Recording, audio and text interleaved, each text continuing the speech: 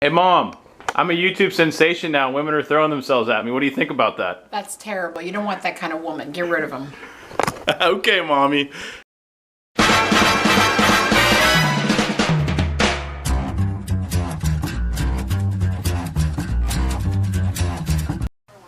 Okay, you're on camera now.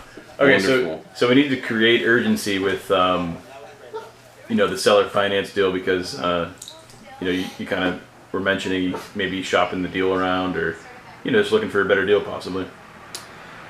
I don't know how to create urgency with a seller financing deal because you can't say I'm going to take this no money I'm about to give you and go do something else with it. So that's kind of the tough part. But I guess you could set a firm deadline and just tell the dude, just be like, listen, man, like, if we're going to do this, I'd like to do it. But if we're not, I'd like to just kind of move on, because I don't really want it floating out there. So if you want to do the cash offer, I'm going to make you a cash offer until this Friday. And if you want to do the seller financing, this Friday too. But if not, I just don't think it's going to be a deal. Right. And so, I actually, in saying it that way, the one thing that you have that you can take away is your offer. Bree, be quiet. I'm trying to make movies. Right. You have till Friday to accept that offer, or it's gonna dissolve, or it's gonna change somehow. Just tell them you're gonna pull it. You just be like, you know what, I'd like to do this, but I got other things I gotta focus on. So if you want to do it, let's do it by this Friday. If not, I'm just gonna move on. Okay.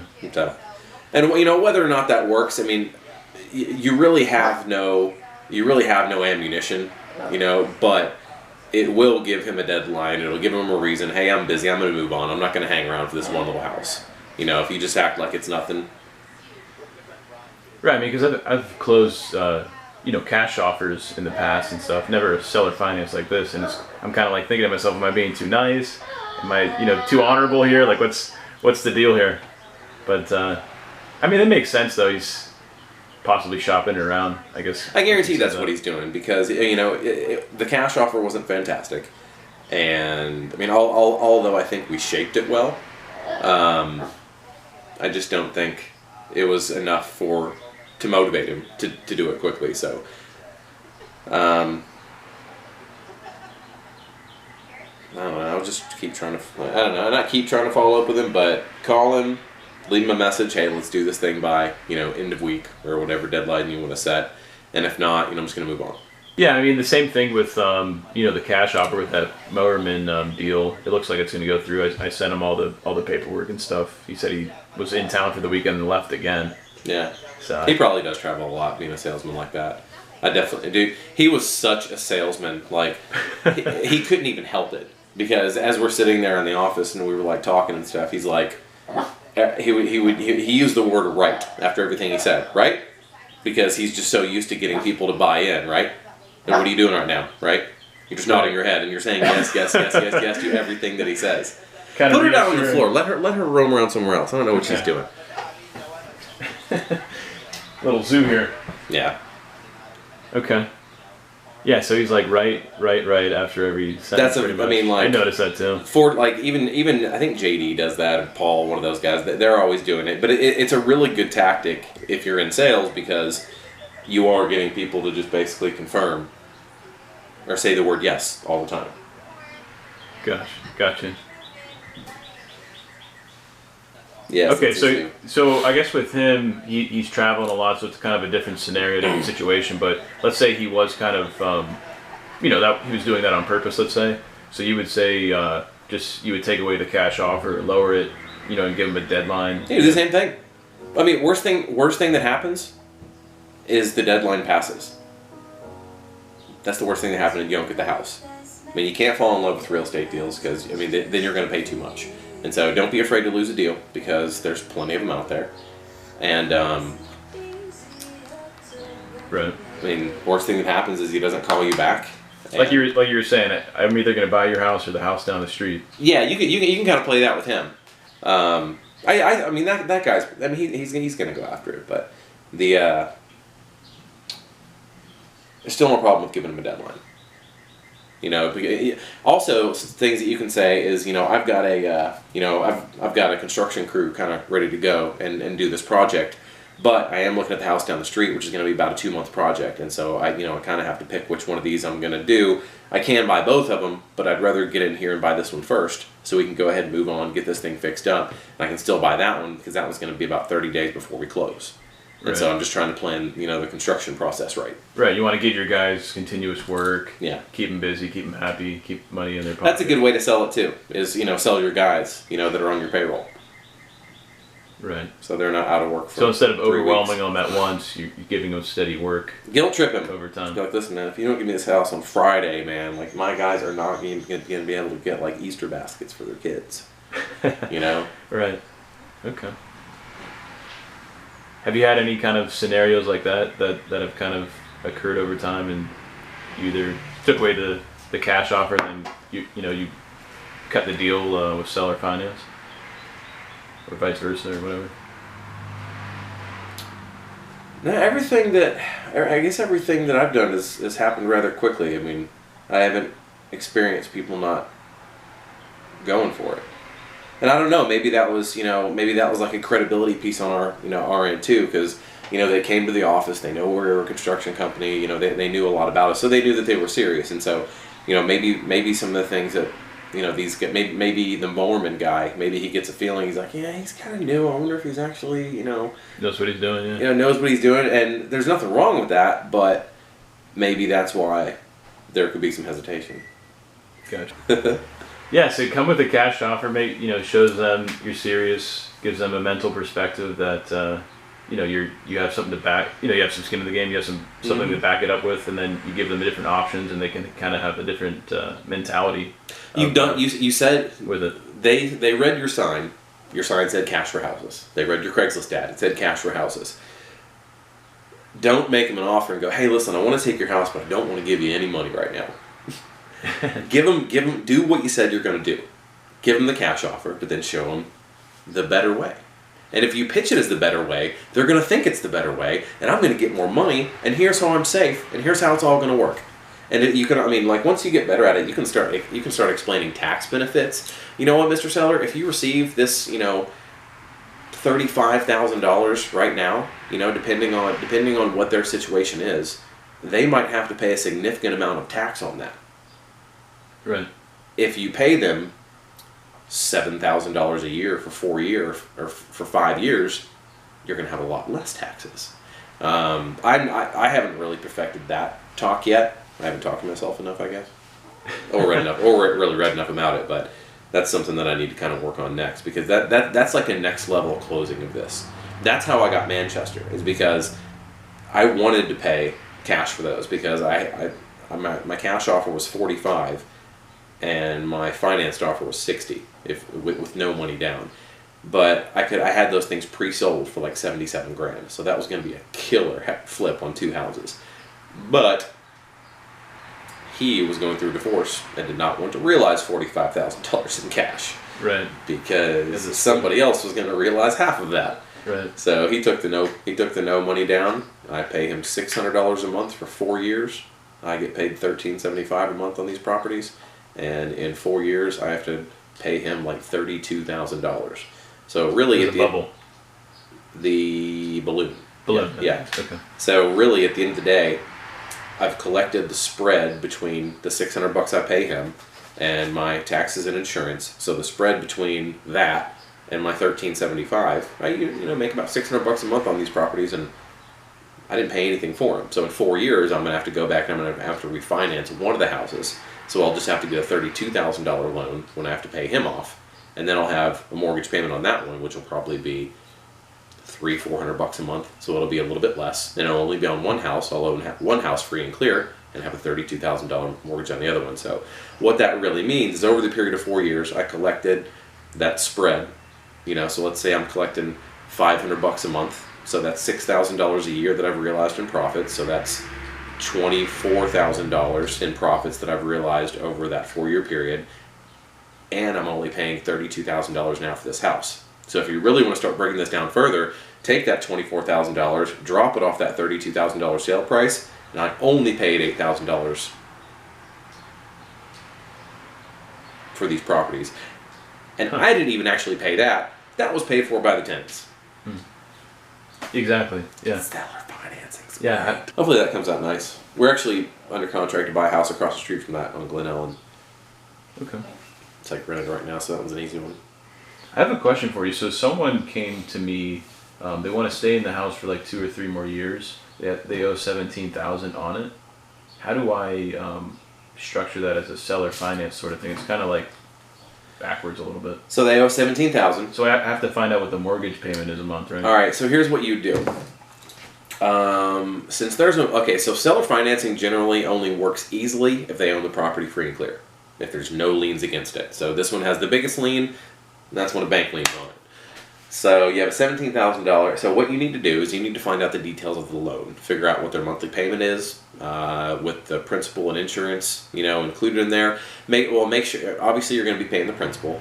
Make sure that the insurance is included in there. Make sure that taxes are escrowed, and find out exactly what that monthly payment is. So get the details of the loan, PITI, principal, interest, taxes, and insurance. Find out that information, and there's a couple different little options you can do. There's like a sandwich mortgage that you can do. So you can. All right, hang on. Before I get into all this stuff, let me go through my thoughts real quick. They can't sell you that property without activating what's called a due on sale clause in that mortgage. Have you heard of this? I haven't. Okay. Every mortgage since like the 70s has a clause in there says that us, bank, can call this note due at any time if this property sells or is transferred to another owner. It's called the due on sale clause. The note is due upon the sale. Every mortgage these days has them in there. There's ways to get around it. You can put a property in a land trust. So you have to set up a trust, and then so let's just say that you set up ABC Trust. Mm-hmm. ABC Trust has the seller as the beneficiary of the trust. You put the property in the trust. So now what the bank is going to do, they're going to go, and they probably think, normally banks think that you're doing this for some type of estate planning. So maybe someone is getting close to, passing. And so to avoid going through the probate process, you're going to go ahead and put this property in a trust so it can easily be transferred. So seller would originally be the primary beneficiary of ABC Trust. The bank's going to see that ABC Trust, the primary beneficiary, has been named as seller. After that's set up and after it's done, the transfer of a beneficiary of a trust is not public information. It's not recorded anywhere. It's really just, I think it's just held on the original documents. So if you hold the documents, you kind of hold the rights to it. So in the auditor's office, ABC Trust is going to own that property, but you have information showing that you are now the beneficiary of ABC Trust. Right. And so then what you could do is, now that you're the beneficiary of ABC Trust, now seller, who is still living in the house, pays you rent. $700 a month, let's call it. ABC Trust, which you have checks for, ABC Trust now pays that mortgage. So it looks like to the bank that the property is really never transferred, but the ownership of the trust has transferred, which does not activate the due on sale clause, which allows you to basically assume someone else's mortgage. The other way, without being so that's kind of sneaky. It's definitely not advised. The other way to do it is you can actually contact the bank and you can ask them if I can assume this mortgage. Hey, this person wants to. Are they about to face foreclosure or something? Or that they have trouble on their payments? Why do they want to sell you the house and stay there? They want to move out west. Okay, so they want to move. So why don't you just pay them $17,000 for the house? I'm just thinking of other ways to free up money, but yeah. you can That's you a can possibility too. you can okay. So the problem there is if you call the bank and you say, hey, can I assume this mortgage? They're going to go. They're trying to sell. They're going to put a note in their file. And then once ABC Land Trust owns it, they're going to start looking in probably a little bit harder. I mean, I've never done this, but I've read a decent amount about it. I don't even know anybody that's done it. Yeah, they're like, you can give us 17 and we want to stay here for 2 more years and then we want to move after our daughter graduates high school. That was like their reasoning behind it. Or, that's why I was kind of giving myself some other different options for seller finance maybe or whatever. I don't know.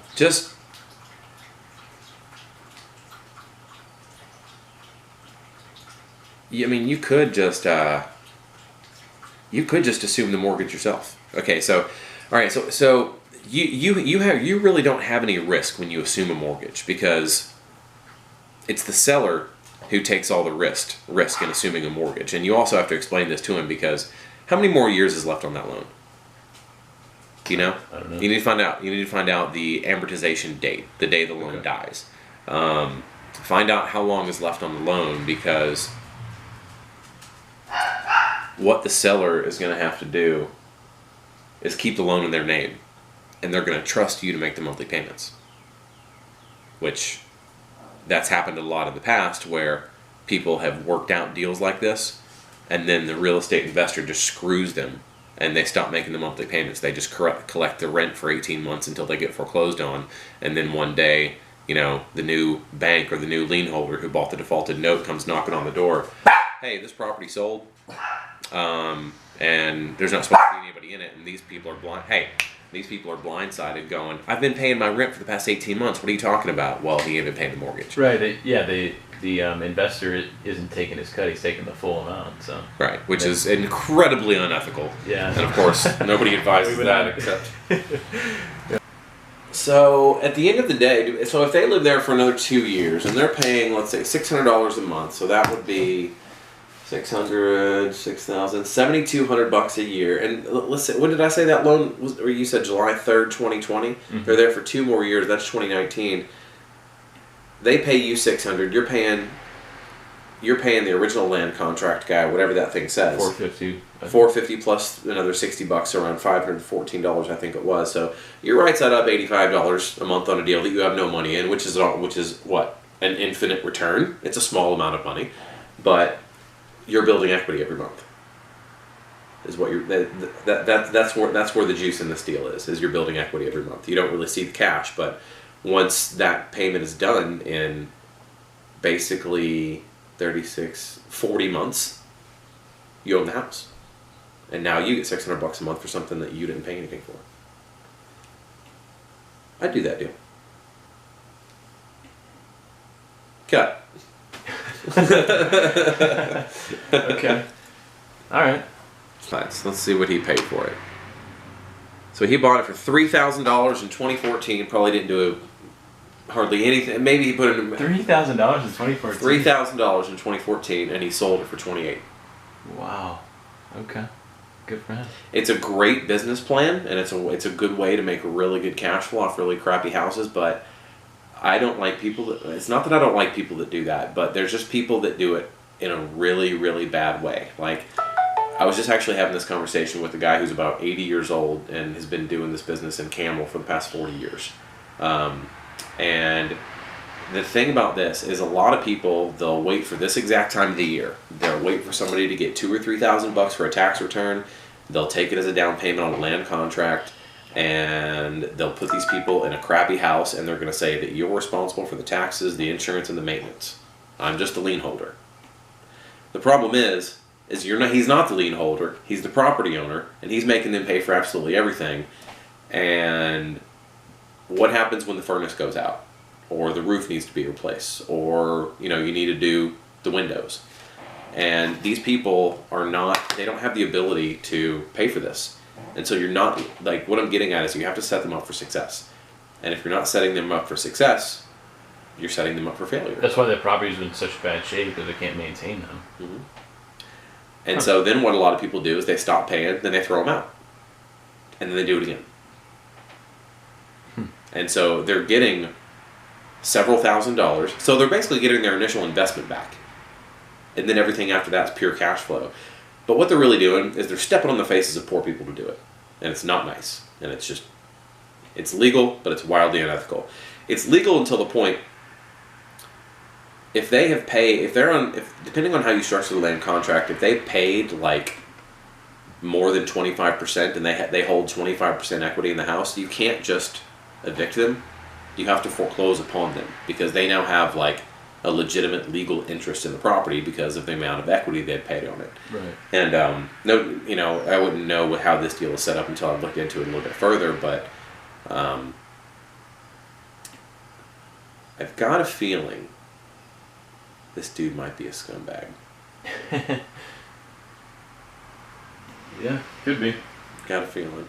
I got to wrap this up. I didn't realize it was 5 o'clock. I got to be over this place.